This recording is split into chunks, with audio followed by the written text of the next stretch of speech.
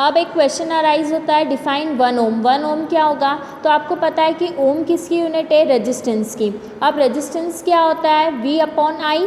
तो V क्या है? पोटेंशियल, और I क्या है? करंट। तो R equals to V upon I है। तो potential difference across the two end of conductor is 1 volt and current through it is 1 ampere. यदि पोटेंशियल डिफरेंस एक कंडक्टर के दो एंड का 1 वोल्ट है और करंट जो है वो 1 एम्पियर है, तो उस केस में रेजिस्टेंस हो जाएगा 1 ohm. That is 1 ohm equals to 1 volt upon 1 ampere. 1 ohm किसके इक्वल हो जाएगा? 1 वोल्ट अपॉन 1 एम्पियर। तो 1 ओम की डेफिनेशन यहाँ पे आपको करना है, बहुत इंपॉर्टेंट है। स्टूडेंट्स, अब मैं आपको कुछ यूनिट्स बता रही हूँ और कुछ क्वांटिटी की बता रही हूँ, उसके करस्पॉन्ड तो आपको ये चीज़ कॉपी में नोट करनी है। रेजिस्टेंस को अपन R से रिप्रेजेंट करते हैं, उसकी SI यूनिट होती है ओम। ब्रैकेट में लिख लेना उसको, ओम को कैसे रिप्रेजेंट करते हैं। पोटेंशियल को अपन V से रिप्रेजेंट करते हैं, उसकी SI यूनिट होती है वोल्ट। करंट को अपन I से रिप्रेजेंट करते हैं, उसकी SI यूनिट होती है एम्पियर। चार्ज को अपन Q से रिप्रेजेंट करते हैं, उसकी SI यूनिट होती है कुलाम। और कुलाम का रिप्रेजेंटेशन C है, एम्पियर का रिप्रेजेंटेशन A है, वोल्ट का रिप्रेजेंटेशन V है, और ओम का रिप्रेजेंटेशन ये सिंबल हो जाएगा। टाइम का रिप्रेजेंटेशन स्मॉल t, यदि कैपिटल T दे दिया तो बेटा वो टेम्परेचर हो जाएगा, यहाँ पे स्मॉल t है दैट इज़ टाइम, और उसकी SI यूनिट क्या हो जाएगी? सेकेंड। तो ये कुछ क्वांटिटीज़ मैंने बताई है और उनकी SI यूनिट बताई है। हमेशा ऑब्जेक्टिव में क्वेश्चन अराइज होता है, तो ये सारी क्वांटिटी और उनकी SI यूनिट आप कॉपी में नोट कर लो।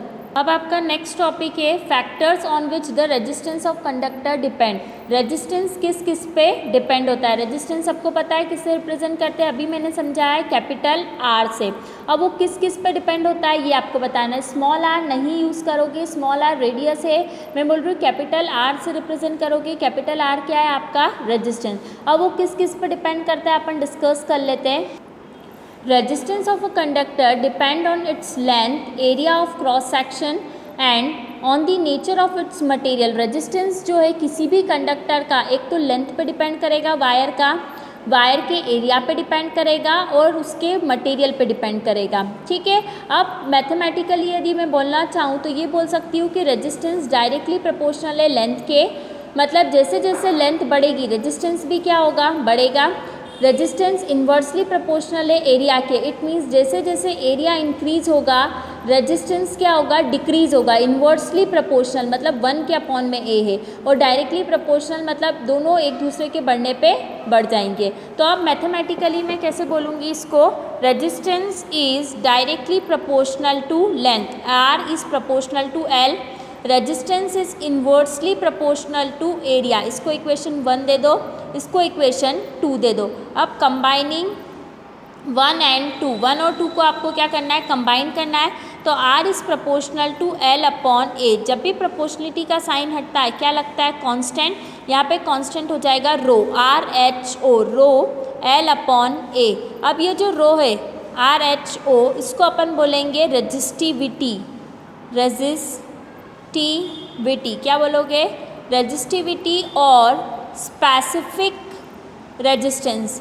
स्पेसिफिक रेजिस्टेंस या रेजिस्टिविटी, इसको रो से रिप्रेजेंट करेंगे, और इसकी SI यूनिट, अब इसकी SI यूनिट आप निकाल सकते हो। यदि मैं यहाँ से रो की वैल्यू निकालूँ तो क्या होगी? रो की वैल्यू RA अपॉन L। अब आपको पता है कि रेजिस्टेंस होता है ओम में, एरिया होता है मीटर स्क्वायर में, और लेंथ होती है मीटर में। 1 मीटर से मीटर कैंसिल, तो इसकी रो की यूनिट क्या मिली? Ohm metre. तो SI यूनिट क्या हो जाएगी? Ohm metre. ओके, मतलब रेजिस्टिविटी और स्पेसिफिक रेजिस्टेंस की SI यूनिट क्या होगी? Ohm metre. अब बुक का डिस्क्रिप्शन देख लेते हैं। Where rho is constant of proportionality and is called electrical resistivity of material. Rho constant है जिसको आप इलेक्ट्रिकल रेजिस्टिविटी बोलोगे, जिसकी SI यूनिट मैंने आपको बता दी ओम मीटर होती है। It is the characteristic property of material, ये मटेरियल की प्रॉपर्टी पे डिपेंड करता है। The metal and the alloy have very low resistivity. Metal और एलॉय की रेजिस्टिविटी क्या होती है? कम होती है। मेटल इट मीन्स कंडक्टर जो इलेक्ट्रिसिटी को कंडक्ट करता है, और एलॉय जो होमोजीनियस मिक्सचर होता है मेटल का। तो यहाँ पे आपको ये बोल रहे हैं कि मेटल और एलॉय की रेजिस्टिविटी क्या होती है? कम होती है, और वो इलेक्ट्रिसिटी के गुड कंडक्टर होते हैं। ठीक है। लेकिन इंसुलेटर जो इलेक्ट्रिसिटी को कंडक्ट नहीं करता है, जैसे वुडन है, रबर है, ग्लास है, प्लास्टिक है, तो इनकी रजिस्टिविटी हाई होती है। Both the resistance and resistivity of material very with temperature, दोनों रेजिस्टेंस और रजिस्टिविटी मटेरियल की किसके साथ वेरी होती है? टेम्परेचर के साथ। Means both the terms depend on temperature. ठीक है।